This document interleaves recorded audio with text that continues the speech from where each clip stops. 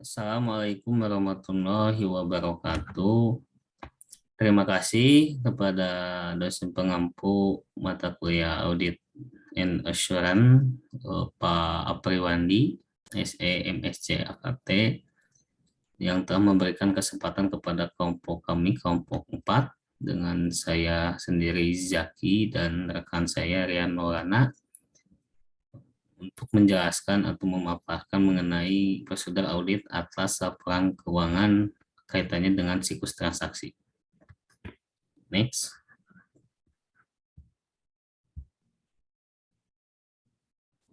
Nah, yang pertama proses bisnis dan siklus transaksi. Proses bisnis merupakan serangkaian langkah yang saling terkait yang ditugaskan kepada setiap pemangku kepentingan untuk pekerjaan tertentu, ya, untuk memberikan produk atau layanan kepada pelanggan atau customer. Nah, proses bisnis ini memainkan peran yang penting dalam fungsi organisasi dan strukturnya yang terproses untuk terencana dan strategis akan membantu usaha perusahaan atau entitas dalam mencapai tujuannya atau mencapai tujuan yang diinginkan. Nah, siklus transaksi merupakan kejadian atau situasi yang berulang yang mempengaruhi posisi keuangan perusahaan atau yang dapat mengakibatkan perubahan jumlah atau komposisi persamaan antara kekayaan atau aset yang dimiliki perusahaan dan sumber pembelanjaan. Next.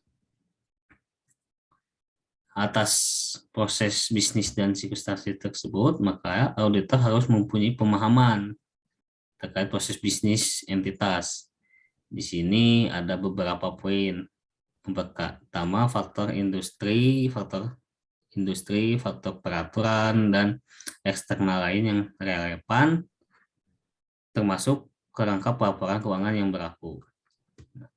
Faktor industri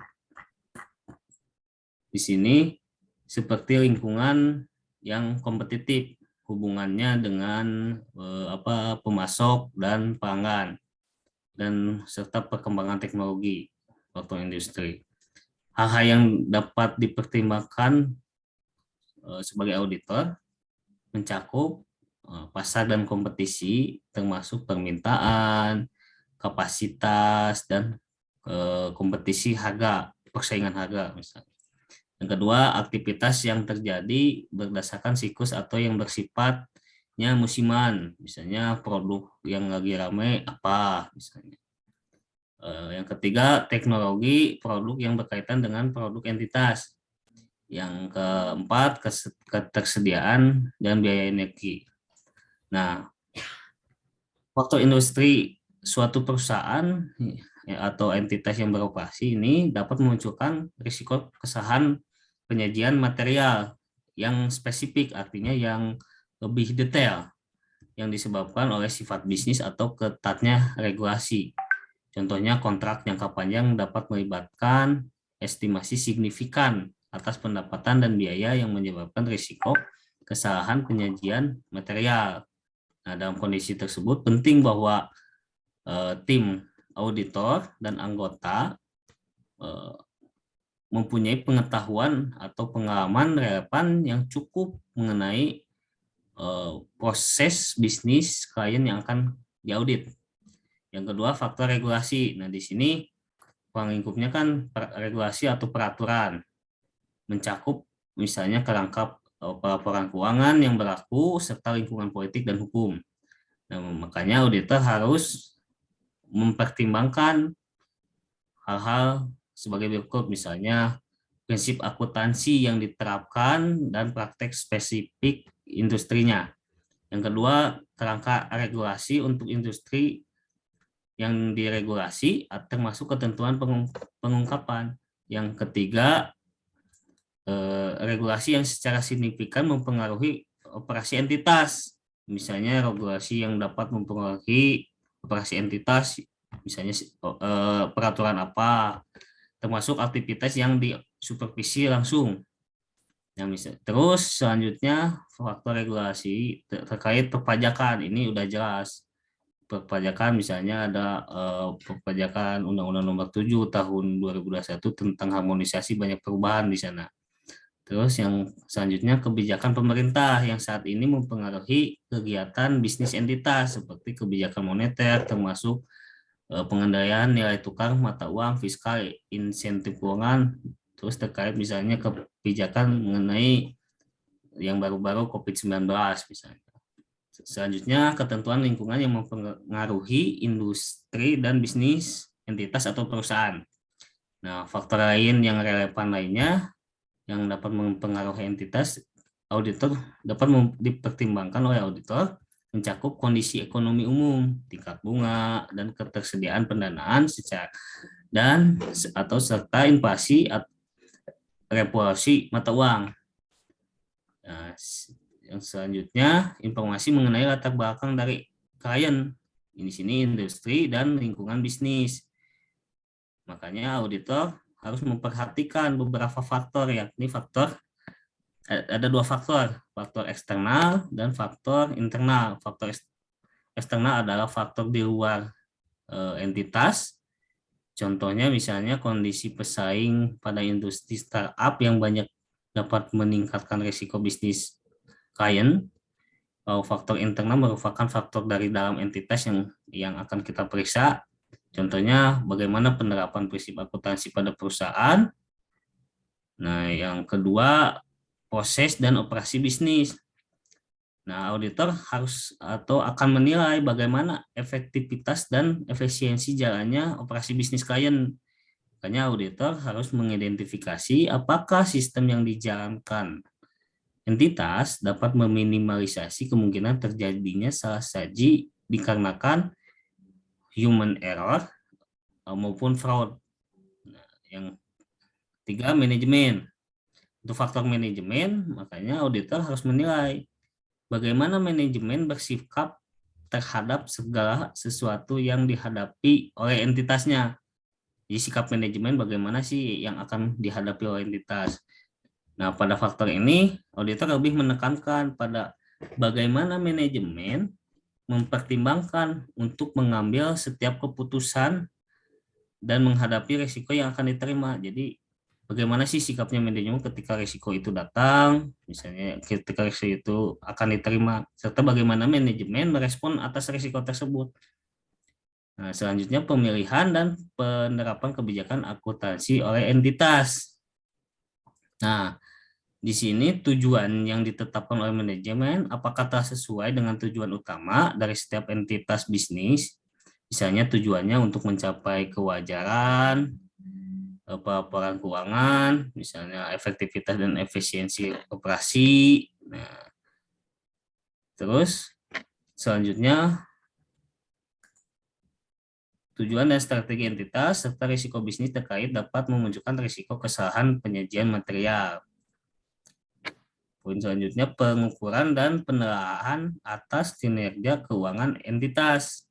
Nah, di sini auditor akan menelaah bagaimana sih sistem pengukuran kinerja pada entitas yang diperiksa serta bagaimana pengevaluasian terhadap kinerja yang telah diperiksa. Contohnya apabila auditor tidak menemukan adanya indikator kinerja utama yang jelas dan rasional pada suatu entitas atau klien yang diperiksa, maka auditor dapat mempertimbangkan risiko bisnis yang tinggi. Jadi jika kinerja utama klien tidak ada, auditor harus menetapkan risiko bisnis yang tinggi pada entitas. Nah, next.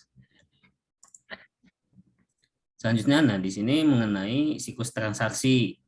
Yang pertama, siklus pendapatan. Ini mengenai penjualan produk dan jasa.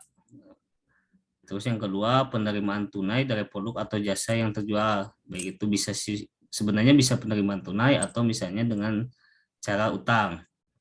Yang kedua, siklus pembelanjaan. Nah, di sini mengenai pembelian bahan atau jasa. Nah, pengeluaran tunai untuk membayar bahan atau jasa yang dibeli tersebut. Yang ketiga, siklus manajemen sumber daya. yaitu pembelian, pemeliharaan, pengeluaran dana, fasilitas, dan sumber daya manusia. Yang keempat, siklus konversi produk. Nah, konversi bahan baku menjadi barang jadi melalui penggunaan tenaga kerja dan overhead. Jadi artinya siklus konversi produk ini mengenai gaji karyawan atau biaya tak terduga, siklus pelaporan keuangan dan buku besar umum, kompilasi transaksi-transaksi akuntansi dari siklus-siklus transaksi lainnya. Nah, terus penyediaan laporan keuangan.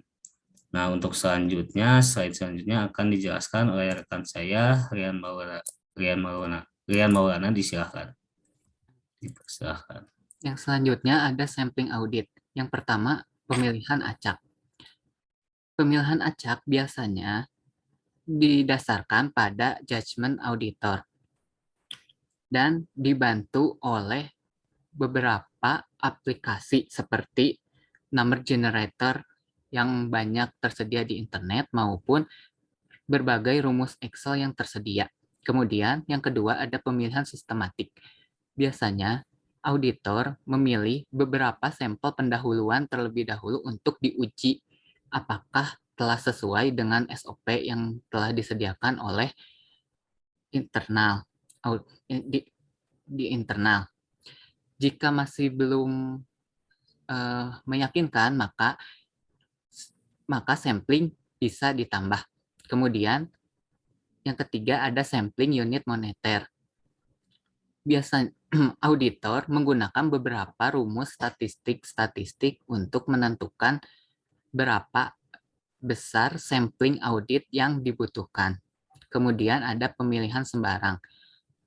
Pemilihan sembarang ini auditor berdasarkan kepada judgement-nya.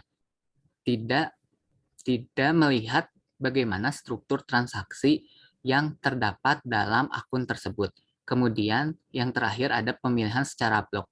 Biasanya auditor memilih beberapa bulan atau beberapa akun untuk dites. Kemudian yang selanjutnya ada audit atas siklus penjualan dan penerimaan kas. Yang pertama, memahami internal kontrol penjualan.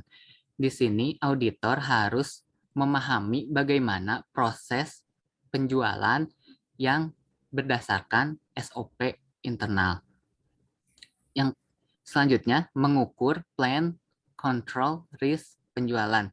Di sini auditor harus menetapkan dan mengukur risiko bawaan atau risiko yang terdapat dalam siklus penjualan berdasarkan SOP yang telah diterima.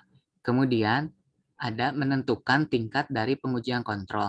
Dari auditor setelah mengukur risiko penjualan harus menentukan tingkatan penerimaan atas kekurangan-kekurangan atau kekurangan-kekurangan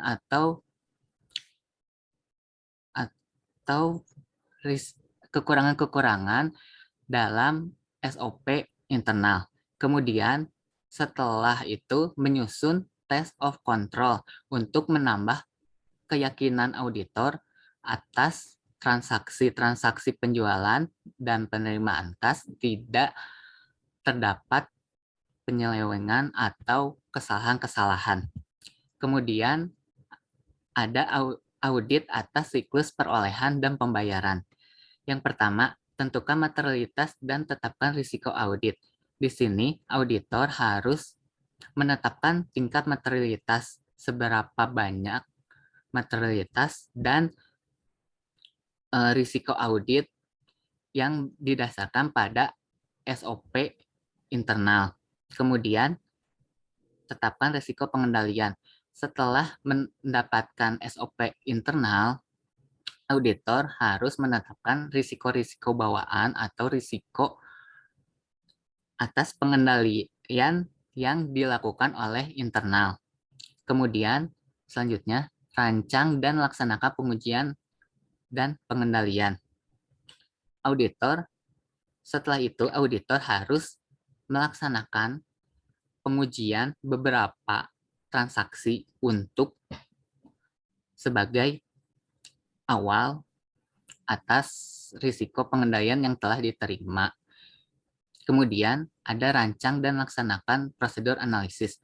Setelah itu, auditor harus dapat menganalisis seberapa besar atau seberapa banyak tingkat kesalahan-kesalahan yang dilakukan oleh internal dalam proses pengendalian siklus perolehan dan pembayaran.